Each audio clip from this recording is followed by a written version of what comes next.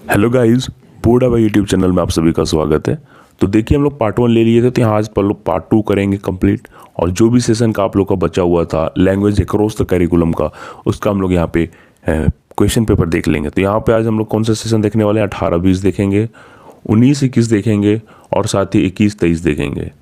ठीक है, 20-22 में एग्जामिनेशन नहीं हुआ था। तो चलिए हम लोग देख लेते हैं बिना देर किए हुए। आप लोग भी देख लीजिएगा और सारे क्वेश्चंस कर लीजिएगा, ये सारे काफ़ी इंपॉर्टेंट है। तो चलिए शुरू करते हैं। अब कुछ लोग बोलेंगे कि पार्ट 1 मैंने नहीं देखा है पिछले 3 सेशन को, तो पिछले 3 सेशन को देख लीजिए आप लोग। पार्ट 1 का वीडियो जो है आप लोग को कमेंट बॉक्स में पिन कर दिया गया है। पार्ट 1 का वीडियो जो है कमेंट बॉक्स में पिन कर दिया गया है या डिस्क्रिप्शन बॉक्स में भी मिल जाएगा आपको, तो वो जरूर देख लीजिएगा। और पार्ट 2 का वीडियो भी आप लोग देख रहे हैं, ठीक है। तो चलिए बिना देर के स्टार्ट करते हैं। तो 18-20 का देखिए किस तरह से था क्वेश्चन पेपर। देखिए, language across the curriculum paper 3 आपका 1.5 घंटे का समय है, सभी चीज़ आपको मालूम था। तो किसी सही आंसर को चुनना था। तो what is the number of languages included in the 8th schedule of constitution, बोल रहा है ना। देखिए हिंदी में क्या था, हिंदी में पूछ रहा है, यहाँ पे देखिएगा हिंदी में पूछ रहा है कि संविधान की 8वीं अनुसूची में शामिल भाषाओं की संख्या क्या क्या, कौन कौन सी भाषाएं? तो कोंकणी है, मलयालम है, ठीक है, कन्नड़ है, आपका हिंदी है। तो इस तरह से करते हुए बहुत सारे लैंग्वेज हैं, गुजराती है, बंगाली है। तो इस तरह से टोटल कितने हैं? इस तरह से टोटल आपके कितने हो जाते हैं? आपका हो जाएगा इसका आंसर 22। कितना आंसर है? 22 मतलब लैंग्वेजेस को शामिल किया गया था।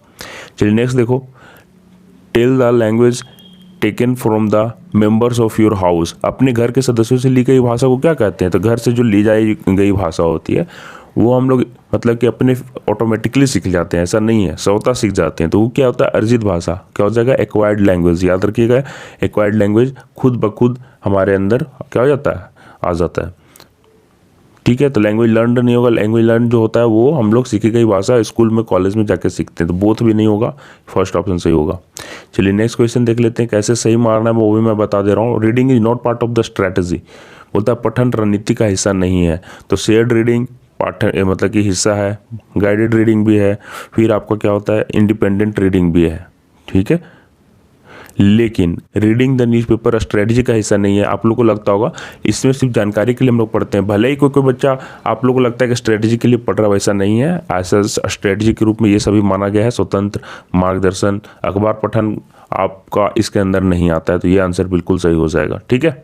चलिए नेक्स्ट देखो, language work in the classroom कैसा काम करता है? डेवलपमेंट ऑफ लिंग्विस्टिक स्किल्स, आगे देखिए, कम्युनिकेशन, कंसर्न्स मतलब संप्रेषण, चिंतन, उपरोक्त सभी। तो क्या होगा?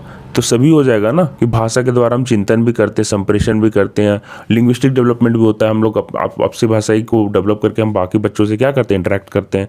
तो सारा हो जाएगा। चलिए देखिए, the tendency of language is, भाषा की प्रवृत्ति है। तो भाषा की प्रवृत्ति कैसा है? दिया सिस्टमेटिक है, थॉट मीन्स ऑफ एक्सप्रेशन, आप भाषा के द्वारा अभिव्यक्ति कर सकते हैं। अरेंजमेंट ऑफ रीडिंग्स, बोल रहा है कि वाचिक प्रतीकों का क्या कर सकते हैं? व्यवस्था कर सकते हैं। तो कौन सा आंसर इसका सही हो जाएगा? ठीक है, तो याद रखिए कि भाषा, द टेंडेंसी ऑफ लैंग्वेज क्या है?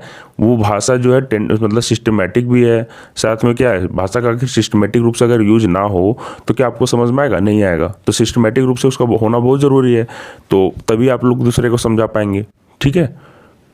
और आगे देखिए, विचार अभिव्यक्ति का साधन, ये तो है ही सबसे बड़ा कारण। फिर अरेंजमेंट ऑफ रीडिंग्स, वाचिक प्रतीकों की व्यवस्था, प्रतीक का भी यूज किया जाता है। तभी आप लोग को मतलब कुछ बोलने में कभी कभी देखिए, बुक, किताब आप लोग यूज करते, बुक बोलते हो, तो इससे क्या समझ में आता है? किसी भी को बोलेगा बुक लेके आओ तो क्या समझ में आता है? उसको ऑब्जेक्ट समझ में आता है। आप कुछ बोलते हो भाषा, तो एक प्रतीक के रूप में काम करता है।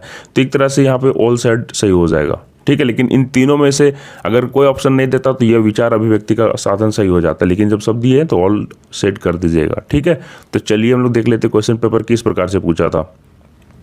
यहाँ से देखिए, शॉर्ट क्वेश्चंस पूछ रहा है, what do you mean by language acquisition and language learning, ठीक है। लैंग्वेज का एक्विजिशन कैसे होता है और उसका लैंग्वेज लर्निंग में मतलब भाषा अर्जन और भाषा अधिगम से आप क्या समझते हैं? ये क्वेश्चन आया था। Discuss the developing reading and writing skills in children, बच्चों में पढ़ने और लिखने के संबंधित जो कौशल का विकास है उस पर लेख करना था। Right the objectives of language teaching, भाषा शिक्षण के उद्देश्य आपको यहाँ पे लिखने थे, ठीक है। तो इस तरह के क्वेश्चन पेपर आप लोग प्रैक्टिस कर लीजिए। जो बार बार क्वेश्चंस रिपीट हो रहे हैं ना शॉर्ट में, उसको उसको जरूर कर लीजिएगा। और लॉन्ग क्वेश्चंस में भी वैसे क्वेश्चन जो आप लोग को लग रहे हैं कि इंपॉर्टेंट वो जरूर कर लीजिएगा। इस पेपर में कम से कम अगर 10 क्वेश्चन भी आप लोग करके चले जाते तो हो जाता है। कम से कम 6 से 7 अच्छे जो रिपीट हो रहे हैं वैसे आप लोग लेंदी मतलब क्वेश्चंस कर लीजिए, और मतलब 6-7 कर लीजिए शॉर्ट क्वेश्चंस, या 10 भी कर सकते हो। तो टोटल मिला के आपको 15-20 क्वेश्चंस कर लोगे तो हो जाएगा। Right the objectives of language teaching बोलता है भाषा शिक्षण के उद्देश्य लिखिए। Right the essential elements of a language classroom, भाषा कक्ष की आवश्यकता तो यहाँ पे आपको राइट डाउन करना है, लिखना है। अब देखिए यहाँ पे ग्रुप सी में हम लोग क्या हो जाएगा कि दीर्घ उत्तरीय प्रश्न है, और आपको यहाँ से 10-10 नंबर वाले 2 क्वेश्चंस बनाने थे। Discuss the identity, power and discrimination of language in society, भाषा में क्या बोल रहा है, समाज में भाषा की पहचान, उसकी शक्ति और विभेद का आपको क्या करना था, उल्लेख करना था। Discuss the nature of multilingualism, what are the basic problems of multilingual classroom, बोलता है ना कि बहुभाषिकता की प्रकृति का उल्लेख करें, बहुभाषी कक्षा के आधारभूत भूमिकाएं क्या है, बार बार रिपीट हो रहा है और ये क्वेश्चन इंपॉर्टेंट है। नेक्स्ट देखो, what is meant by oral language and written language, briefly describe the importance and significance of oral language and written language in the classroom, बोलता है मौखिक भाषा एवं लिखित भाषा में क्या अंतर है। कक्ष में मौखिक भाषा और लिखित भाषा, इसकी उपयोगिता एवं महत्व के बारे में आपको क्या करना है, संक्षेप में बताना था। तो इस प्रकार का क्वेश्चन पेपर आपका आया हुआ था। लास्ट क्वेश्चन देख लीजिए, पूछ रहा है ना, critically analyse the current language teaching learning process, how can you enrich it, बोलता है वर्तमान में भाषा प्रशिक्षण अधिगम प्रक्रिया का आलोचनात्मक मूल्यांकन कीजिए, आप इसे कैसे समृद्ध कर सकते हैं। तो क्रिटिकली आपको एनालाइज करना है कि कैसे हम लोग करंट लैंग्वेज टीचिंग को, लर्निंग प्रोसेस को हम लोग ठीक कर सकते हैं, मतलब क्या कर सकते हैं, आलोचनात्मक आपको मूल्यांकन करना था। ठीक है, याद रखिएगा कैसे आप इसमें बदलाव लाओगे, क्या करोगे, आप इसे कैसे समृद्ध कर सकते हो। तो ये था आपका 2018-20 का क्वेश्चन पेपर। अब चलिए हम लोग नेक्स्ट जो आगे के सेशन है उसके क्वेश्चन पेपर देख लेते हैं। और आप लोग को मैं बार बार बोल रहा हूँ कि अगर एक बार में समझ में ना आए तो प्रैक्टिस कर लीजिएगा, और ये वीडियो दूसरों को शेयर जरूर कर दीजिएगा, बहुत ही इंपॉर्टेंट वीडियो है। तो चलिए नेक्स्ट सेशन की तरफ हम लोग बढ़ते हैं। तो चलिए गाइस, अब हम लोग 19 की सेशन की तरफ बढ़ते हैं। यहाँ पे देखते हैं किस प्रकार के क्वेश्चंस आए हुए थे आपके। तो देखिए यहाँ पे पूछ रहा है विच ऑफ द, यहाँ पे भी पहले ऑब्जेक्टिव आएगा, which of the following constitutional article is related to language. याद रखिएगा कि निम्नलिखित में से कौन सा संवैधानिक अनुच्छेद भाषा से संबंधित है। तो भाषा से संबंधित मैं फिर से बता दे रहा हूँ, 345 है। 3 ऑप्शन आपको बिल्कुल सही हो जाएगा। और याद रखिए कि इसमें जो भी लैंग्वेज, ऑफिशियल लैंग्वेज और स्टेट के लिए लैंग्वेज है, वो सारे यहाँ पे आप लोग को इसी आर्टिकल के अंदर आते हैं। तो याद रखिएगा 345 आर्टिकल आपका जो है लैंग्वेज से है। ठीक है, याद रखिएगा। चलिए नेक्स्ट क्वेश्चन देखिए, which of the following person have specifically highlighted the role of society in language learning.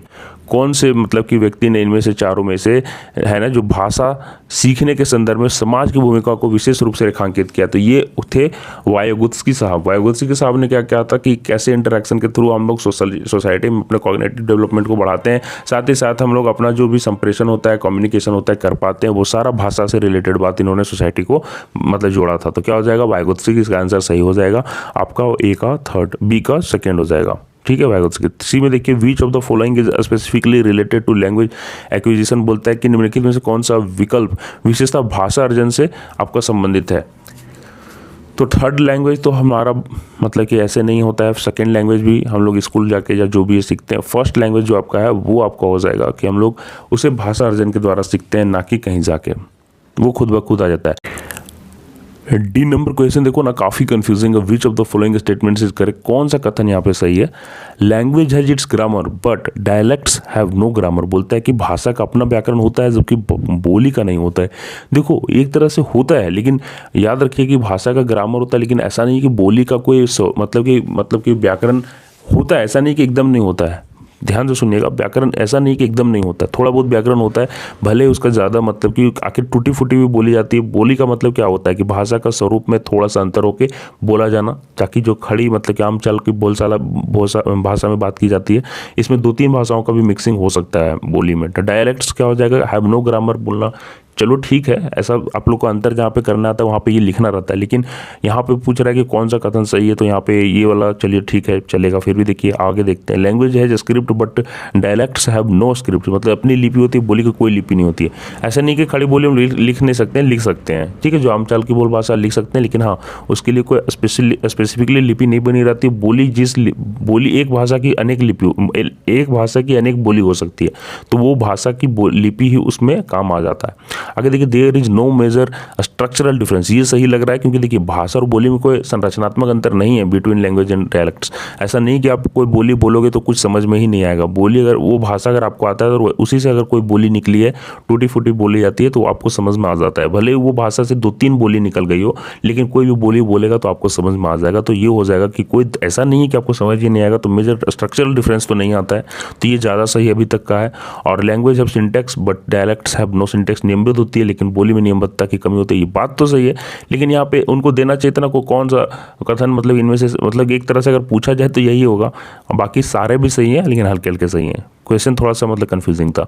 अगर आप लोगों को ज़्यादा मतलब कोई भी क्वेश्चन का आंसर आप लोगों को खुद में लगता है कि गलत है तो आप लोग नीचे कमेंट कर सकते हैं, मैं उसे बाद में सुधार दूंगा। In which of the following classes the students learn about language, निम्नलिखित में से किन कक्षाओं में विद्यार्थी भाषा सीखते हैं?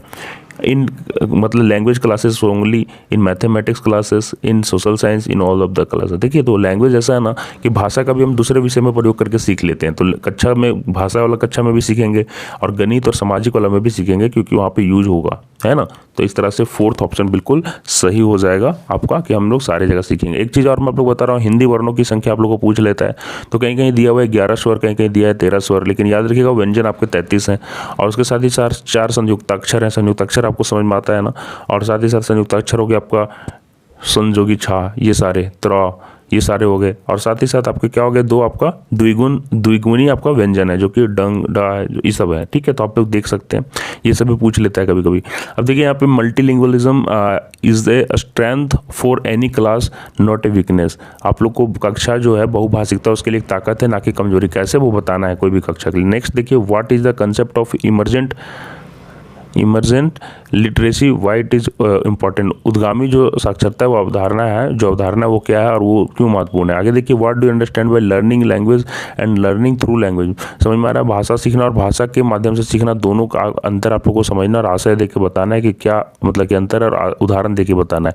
नेक्स्ट देखिए what is the concept of universal grammar, explain with example. सार्वभौमिक व्याकरण से आप क्या समझते हैं उस उदाहरण आपको समझा देना है। अब ग्रुप 2 में हम लोग आते हैं, यहाँ से आपको देखिए दीर्घ उत्तरीय प्रश्न सही हो जाएंगे, शुरू हो गए। Discuss the relationship between language and society with suitable examples, उपयुक्त उदाहरणों के माध्यम से भाषा और समाज के अंतर संबंधों की चर्चा करना है।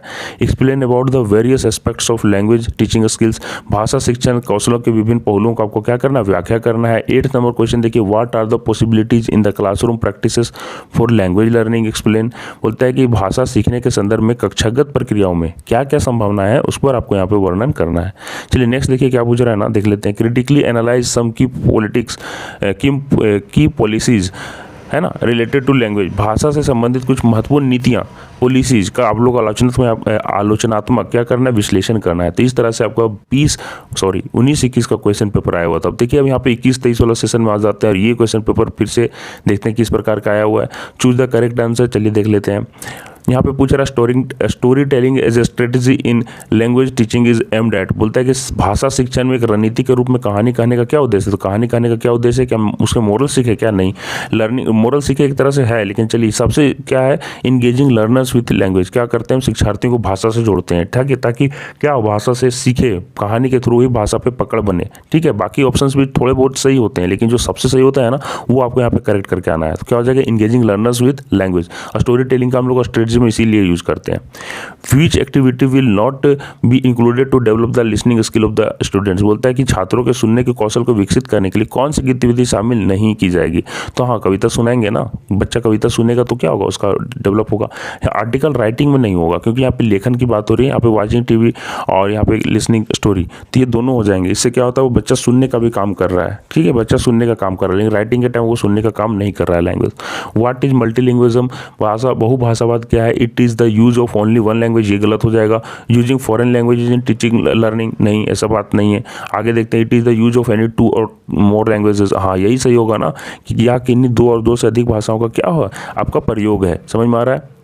चलिए नेक्स्ट देख लेते हैं हम लोग क्या है।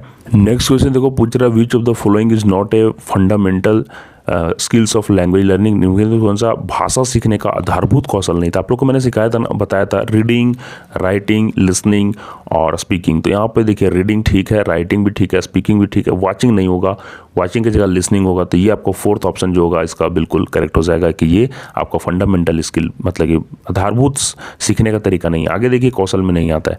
लैंग्वेज अक्रॉस द करिकुलम इन संपूर्ण पाठ्यक्रम में भाषा का जो अर्थ है वो क्या है? तो language implemented through out the curriculum in non language subject. सही बात बोल रहा है ना कि भाषा को गैर भाषा विषय में पूरे पाठ्यक्रम में लागू किया जाता है। नेक्स्ट क्वेश्चन देखो क्या पूछ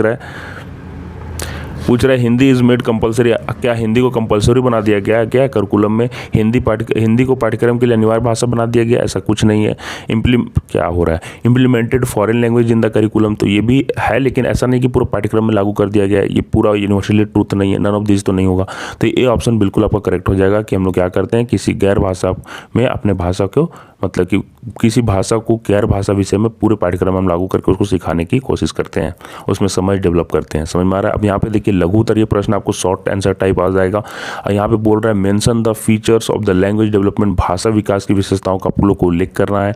नेक्स्ट क्वेश्चन है differentiate between language acquisition and क्या दिया है कि लैंग्वेज लर्निंग। ठीक है, भाषा अधिग्रहण और भाषा सीखने के बीच को आपको अंतर करना है। आप देखिए write down the nature of multilingualism with reference to Indian schools. बोलता है कि भारतीय विद्यालयों के संदर्भ में बहुभाषावाद की प्रकृति को आप लोगों को क्या करना है, लिखना है। तो इस तरह के क्वेश्चंस की प्रैक्टिस कर लीजिए। मल्टीलिंगुअलिज्म से बार बार आ रहा है। वो write down the role of literature in language learning, भाषा सीखने में साहित्य की भूमिका को आपको क्या करना है, लिखना है कि आपका जो है भाषा सीखने में साहित्य की भूमिका है क्या। ग्रुप सी में हम लोग एंटर कर जाते हैं, यहाँ से लेंदी क्वेश्चन आएंगे। चलिए देख लेते हैं। 10-10 नंबर वाले 2 क्वेश्चन रहते हैं। How can we develop listening skill among the student with the help of various material and activities. बोल रहा है ना कि विभिन्न सुनने की सामग्रियों और गतिविधियों की सहायता से छात्रों में हम सुनने की कौशल को कैसे सिखा सकते हैं। What is the relationship of language with society. देखिए सोसाइटी और लैंग्वेज वाला क्वेश्चन आ जाता है। How do the demands of society change the content of language learning. समाज और भाषा में क्या संबंध है? समाज की मांगे भाषा शिक्षण की विषय वस्तु को किस प्रकार से परिवर्तित करती है। ठीक है, discuss the importance of speaking skills for school students. How will you develop the speaking skills of your students. विद्यार्थियों के लिए वाचन कौशल का क्या महत्व है? बच्चों में बोलने से संबंधी कौशल आप किस प्रकार से विकसित करेंगे। ठीक है, ये भी क्वेश्चन बहुत इंपॉर्टेंट है, देख लीजिएगा। कौशल वाला मैंने बताया था, स्पीकिंग कौशल मतलब कि बोलने का कौशल, वाचन कौशल, सुनने का कौशल, मौन एंड आपको मौन वाचन भी सिखाया था मैंने, है ना, वो भी देख लीजिएगा, वो भी क्वेश्चन आ जाता है। चलिए नेक्स्ट देखिए, explain the meaning of learning language and learning through language. ये भी क्वेश्चन इंपॉर्टेंट है। भाषा सीखना और भाषा के माध्यम से सीखना का अर्थ उदाहरण सहित आपको यहाँ पे स्पष्ट करना था। तो ये क्वेश्चन पेपर इस प्रकार से आए हुए थे। कौन कौन से इंपॉर्टेंट क्वेश्चन आ सकते हैं वो भी मैंने आप लोगों को बता दिया, किस तरह के क्वेश्चन रिपीट हो रहे हैं। मैं आशा करता हूँ कि ये वीडियो आप लोग को पसंद आया होगा और ये वीडियो आप लोग अपने दोस्तों को शेयर कर दें। पहली बार अगर चैनल से जुड़े हो ना तो चैनल को सब्सक्राइब कर लेना। मिलते हैं नेक्स्ट वीडियो में कोई और अपडेट के साथ। और आप लोग को मैं बता दूँ कि आगे के सेमेस्टर का भी यहाँ पे अपडेट वीडियो आएगा, बाकी यूनिवर्सिटी का भी आएगा और साथ ही साथ आप लोग का भी जो इंपॉर्टेंट क्वेश्चन है वो यहाँ पे करवाया जाएगा। तो मिलते हैं नेक्स्ट वीडियो में। अब तब के लिए आप सभी को धन्यवाद।